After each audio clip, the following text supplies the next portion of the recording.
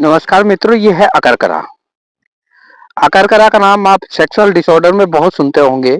इसके गुणों के बारे में बताता हूँ। ये लघु होता है, उष्ण होता है और कटु रस होता है। विपाक भी कटु होता है। जितने कटु रस और कटु विपाक की व्यवस्था होती है वो ग्राही प्रॉपर्टी होती है, यानी कि उनमें रोकने की क्षमता होती है। शायद इसी कारण काम उत्तेजक ये कार्य भी करता है। उष्ण वीर्य होने के कारण उष्ण नसों को ताकत देता है, नर्वस टिश्यू को जो है एक्साइट करता है। ऐसी अवस्था में जो इरेक्टाइल डिसफंक्शन के पेशेंट होते हैं, जिनमें लिंग में तनाव नहीं आता, उन लोगों में को अकर करा दिया जाता है। यह शुक्र स्तंभन के रूप में भी इसका ग्राहित होने के कारण प्रयोग किया जाता है।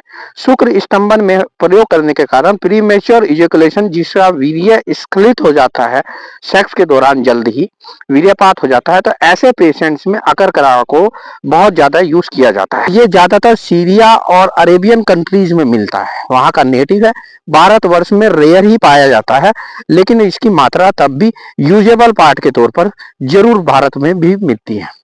एनेस्थीसिया की तरह इसका अगर आप पुष्प को जो है मेरे जो हाथ में आप देख रहे हैं, इसको अगर सेवन करेंगे, ज्यादातर इसका पंचांग यूज किया जाता है, इसकी जड़ यूज की जाती है, और इसके पुष्प को अगर मुंह में रखेंगे तो आपको चिरपिराहट महसूस होती है, यह और एक तरह से शून्य भी कर देता है।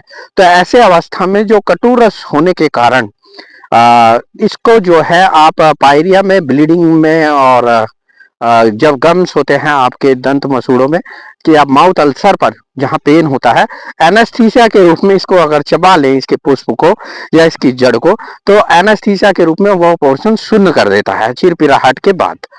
हाँ, कुछ पेशेंट्स में पित्त की वृद्धि होती है, तो उन लोगों को नहीं लेना चाहिए, क्योंकि इसके सेवन के बाद दाह की उत्पत्ति होती है, पित्त बढ़ जाता है। वात और कफ दोष पर कार्य करता है। और इसके साथ साथ एक इसका यूज ऐसा बता रहा हूं जो अब तक किसी ने नहीं सुना। चूंकि ये उत्तेजक होता है उष्ण वीर्य के कारण, तो जहां पर ये सेक्सुअल इरेक्टाइल डिसफंक्शन में यूज किया जाता है, लिंग को तनाव बढ़ाने में यूज किया जाता है, वहीं शुक्र स्तंभन में यूज किया जाता है। इसके साथ साथ जिन लोगों को लकवा मार चुका हो, पैरालाइसिस हो या वात विकार हो किसी भी प्रकार का, उसमें कहीं ना कहीं इसका भरपूर इस्तेमाल किया जा सकता है। इसके जड़ों का या इसके पंचांग का, पूरे पौधे का छोटा सा पौधा होता है जो आपने स्क्रीन पर देखा भी होगा।